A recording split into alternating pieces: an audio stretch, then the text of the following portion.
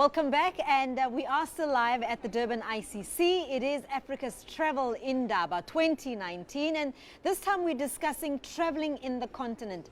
This year, the minister mentioned how proud he was of the fact that there were more delegates coming to the convention this time around, and there just is a spirit of can-do. Thebe, you are from brand leadership. You've traveled the continent extensively, but you also understand what's required to get people to travel within the continent itself. What's the problem? Why is it so difficult to travel within the continent? I think it's a matter of the will of the decision makers.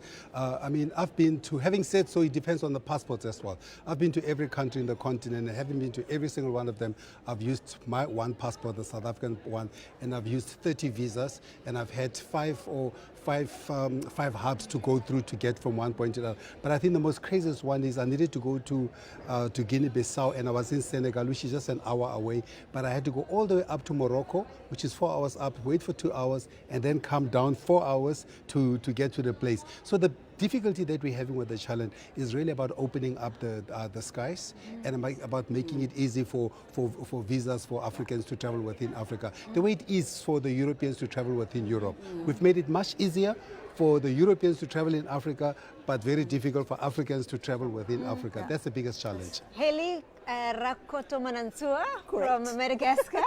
You're representing Madagascar, yes. and you are in the travel and tourism sector there. Yes. What are the issues similar to what Thebe is highlighting? Yes, especially the flight. It costs very expensive from Madagascar to come here. It cost us €900. So it's cheaper to go to Europe than to go to South Africa for 3 hours. And also the visa. You need to have many papers to get the visa, and you need at least a month to prepare. So this is also a very big challenge for Malagasy people, the flights, the visa, and also we don't know what to do in Africa. So also the information about how to do, and this is also a challenge. So Njanji, you're also from Malawian Tourism Authority. Yes. Similar story. Is it also, do you feel that Malawian citizens are also finding it difficult to travel in Africa? Yes, well, I agree with both of them. The visa issue can be a bit of a problem where one really has to make a trip to get a stamp. And again, issue of information, where information is not always easily available. And again, connectivity can also be a problem, whereby you have to lose maybe 2-3 hours in transit to connect your final destination. But at the same time, I would also like to highlight that as a country, we are also working on making sure that other African countries, I'll give you an example, like Ghanaians and other nationals, they're able to get visa on arrival when they come to Malawi. So those are some of the initiatives that we are taking to make travel within the continent much easier. And yeah, for flights, what works, I guess, to our disadvantage a little bit is we rely on other African hubs. So we rely on Johannesburg, for example, for people to connect to get into Lilongwe or Blantyre, and Nairobi maybe to also connect into Lilongwe and Blantyre, and Addis Ababa again to connect into Lilongwe and Blantyre. But it would really love a scenario where people are able to just fly from wherever they're coming from and directly get into Malawi. Thebe Ikalafeng, if this is the experience of all countries, why is it so hard to then just do it? Why can't we collaborate like the European countries have done it?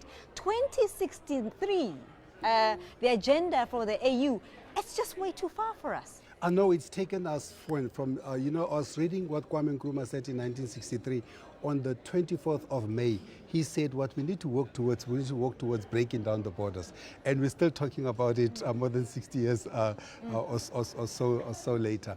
But having said so, the African Union has now resolved to do just that. I mean, there's a couple of initiatives from the African Union. One is the Africa Passport, which is going to make it easier for Africans to travel within Africa.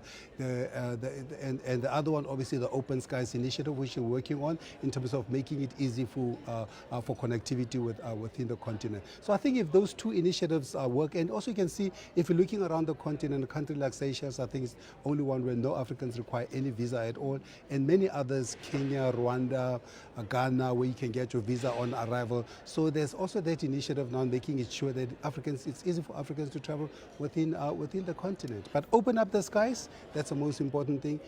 Sort out the visas, that's the most important thing. And it all comes down to one thing, the will of the decision makers. This year's theme here at the convention this time is telling our own stories. We know that climate change is real for all of us. Yes. We know that we have problems with sustainability. Yeah. You know, in Madagascar, you've got same issues. Poachers are a problem. South Africa's got poaching problem. We know that biodiversity is a problem. In Malawi, it's everywhere. All of us are facing the same problems. Is it time to diversify our offering? Yes, I think it's not only now, but we had to do that already earlier to diversify, I mean, the product and also the attraction. For instance, in Madagascar, many South African people don't even know where is Madagascar, so it's a little bit problem of geography. So I think if the visa is for free, it makes people, it is easier to travel around everywhere, and also once the flight is available for everybody, I think it's very easier to just to circulate and travel around Africa. But we need to diversify the product anyway, because it's a basic function, a basic foundation of marketing. Because if, for example, Rwanda, Uganda, and Congo all market themselves around the gorillas, Yeah. it's a problem. If South Africa, if South Africa, Ethiopia, and South Africa, Ethiopia, I think, and Kenya, and all those, and Uganda all market themselves around the cradle of humankind. Yeah. It's a problem. So because now, where do I go to? Or South Africa says I've got better, the big five, and Uganda says also have the big five, and Kenya says I've got the big five. So it's a problem. You need to diversify the product, because as a continent, we need to be thinking collectively and holistically in terms of to maximize tourism into the continent. It will be better when you make it easy for travelers to come to the continent. Says you come to Madagascar for X, you come to South Africa for this, and you go to that. But I know it's difficult because all of us are now looking to tourism as a driver of Before you the come economy. in, let me add. I think also, just further to his point, I think we need to collaborate more. Yeah, because when we are collaborating more, then it means we are able to know what is happening in our neighboring countries. And then we're able maybe to even come up with joint marketing initiatives. So whenever we're going out to target our source markets, we know that if you combine Malawi and Zambia, for instance, you can do the two destinations with maybe one visa if possible, and then you are able to enjoy South Wanga, for instance, and Lake Malawi on the other side, and then you enjoy your African experience, and then you go back home. This is what we do now with some countries like Ethiopia, Nairobi, Kenya and Madagascar. We put together because in Ethiopia they don't have the big five. In Madagascar we don't have the big five, so we put 3 weeks tours. 1 week Ethiopia and 1 week Kenya and 1 week Madagascar. So combine, and also on the marketing side, for instance, we go to the US. So we are 3 tour operators. We are not competitor, but we are complementary. Exactly. So it is very intelligent and smart to do the marketing together and to combine also the product for the whole Africa. That's such an important one, by the way, because in one weekend, in 1, 2, 3 weekends, I went to Zimbabwe, Malawi, Zimbabwe, Zambia, Botswana, and Namibia on just one weekend. Yeah. And the interesting thing, part of it is that I flew into Victoria Falls, did a bungee jump there, and I went into Zambia, and I went to Botswana, and I did the game drive, and I went to Malawi to Namibia to do something else. I came back to Zambia and looked at the Victoria Falls themselves. So is that beauty that you're talking about? That if you collaborate, you can actually sell a much more diversified but integrated product. But we are not good at telling our own stories, right? Americans, for instance, have all kinds of mechanisms. Hollywood sells New York. If you've never been to New York, you have a perception of New York like no other, which is not the truth, right? But they are using many mechanisms. They collaborate with sectors within their countries to tell better stories. I Google Madagascar, there's measles. I Google South Africa, there's floods. There's disease, there's horror, there's poverty, there is just anguish. Why don't we tell our stories better, Thebe? Because one of the other challenges that we have, unfortunately, is, in about 3 weeks, I'll release the top 100 brands in Africa, and I look at the media, the top 10 media. On the top 10 media in Africa, none of them are African. So the one big next challenge that we're going to have is you can't tell your own story if you don't create your own channels. Yeah. So we need to create our own channels to tell our own stories, because that will make it easier for us to be able to tell. But the other important thing, though, is that when you look at even that list that I'm releasing, the Brand Africa 100, generally over the past 7 years, 20% of the brands that Africans, only 20% of the brands that Africans admire are African. So meaning that the other challenge that we have, in order to tell your story, you must be confident about your story. That's true. So we lack confidence in anything made in Africa. So if you have confidence about made in Africa, then you promote other stories ahead of your story. But we all know that we come from a difficult past. We know slavery has been our history. We know that, all kinds of problems that bring this kind of burden. In knowing that, though, we need to start adopting pride in our own history, in our own heritage, and so on. And it comes with these kind of things. South Africans, I know for sure, Thebe, you would know this, patriotism is not something that we don't raise our flags high. We don't do that. We are ashamed of who we are. Isn't that part of the problem? Well, probably. Continue to what he said earlier. I think apart from also using our own channels, I think it's important for us also to learn to pass on the stories even at home. So it starts telling the stories at home. So we are raising our kids in such a way that they know the African story. And like you said, confidence. If we tell our own story with confidence and we pass on that confidence to our children, then even when they go out, when they grow up, they're able to tell the African story with confidence. So I think all of us really have got a role to play, starting from the grassroots. But for me, I think, I don't know exactly what happened in Africa because we are in Madagascar, but the main thing is also the education. And I also, for instance, my children, they are in a good education and they have confidence.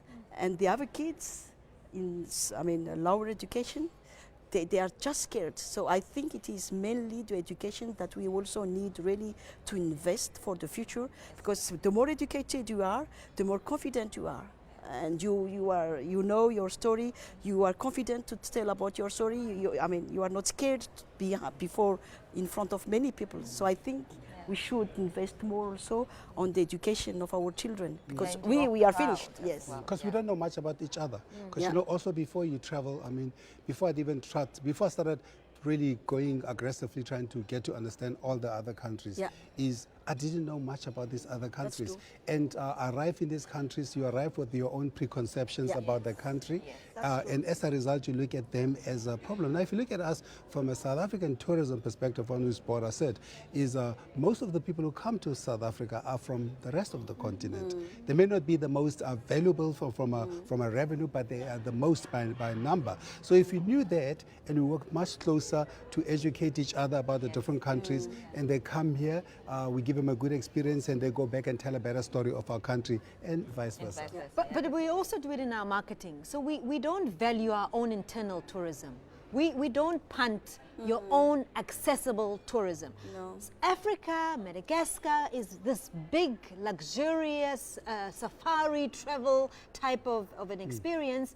If we understood that it just takes getting on a bus, getting on a train to just go to another province internally, we possibly could change the narrative. Yes, but I think for this Madagascar case, it's also the culture, because we don't have this culture of tourism. Yeah. We don't even go to the next village. That's it. So I think, once again, I come back to the education. We should educate our children to be curious, to see what's next door, and it starts from the childhoods. So I think this is the challenge of Africa today. Education, education, education. Yes. But also if you look at from a culture of tourism, domestically, generally, most of us, because we come from rural areas, we come from small towns, so what happens is we don't view travel as a tourism. Yes.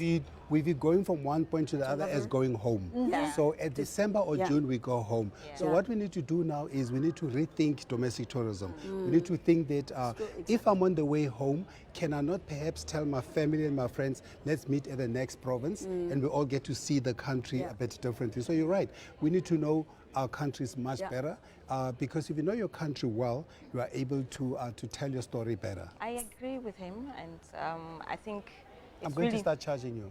Now, no, it's really important that I'm teasing everybody you. gets to know what is available. Yes. You know, like he said, you can say you're going to visit an aunt somewhere. You think that's just, oh, I'm just going to visit my aunt. But actually what you're doing is you're traveling. And while you're visiting your aunt, you're seeing attractions on the way. You're utilizing services. You're going to stop somewhere. You're going to buy something. You're going to sit down and you're going to eat. So I think it's just a matter of really changing the narrative such that we don't see going home as just going home, but that's actually something that can actually be maybe packaged at some point. You're right. Yeah. So maximizing that trip Yes, home. yes. Yeah. But Sarah, maybe there's also something to be said about being honest about our own reality. So for many people, there is the bread and butter issues, right? So the idea of traveling is not even something that crosses their mind because they've got to survive right now. Because we haven't made it accessible. That's true. We haven't made it possible to say, well, you can travel with a really tiny budget. But we don't make that public knowledge. Yes, that's very true. You would find that maybe somebody has got a nice brochure or has heard of places of interest and they would really, really love to go. But maybe when they look at their budget, it doesn't permit them to access these places. So looking at what is on offer, obviously there's attractions for different budgets. You've got low budget, mid-range and high range. And I think as long as we're putting the information out that you can actually just even do a day trip and you don't always have to really dig very deep into your pocket for you to be able to access these attractions, then the more the information goes out, the more the information is easily accessible, then the more maybe more people would be able to be encouraged to travel. Yes, Hely? But I think the media should play also a role, like TV, because when they watch TV, they see, oh, there is a nice place here, just next door. Why I don't go there? I just need to take the bus and go and bring my picnic. So I think it should start also, the media has a role to play to get the information and to let people know that you don't need to get a lot of money to go to another place, but take a bus, bring your picnic and drinks, and you bring your family and Correct. yeah. And maybe also partnerships, Yeah. like maybe local DMCs and other service providers, you know, such that they're able to come up with packages that are available and easily accessible to the locals. Then it means that people don't see travel as something that's foreign, or maybe something that belongs to a certain class of people, but maybe something that can easily be enjoyed by all. Knowing that all that we've spoken about now, how do we make it better? How do we make it better? How do we make, well, we need to remove the barriers. That's the most important thing. We need to me, that's the most important thing we need to do. One, removing the barriers to travel.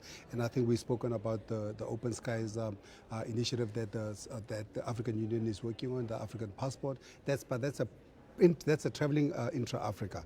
But in the domestic part, as we've spoken, it's about changing the language and changing language. And because when you think about travel, you already begin to put a price onto it. Yes. Without even considering, I know this one lady, Kachi, I mean, she traveled from South Africa to Cairo, from Cape to Cairo, and she spent like less than $10,000 or something like that.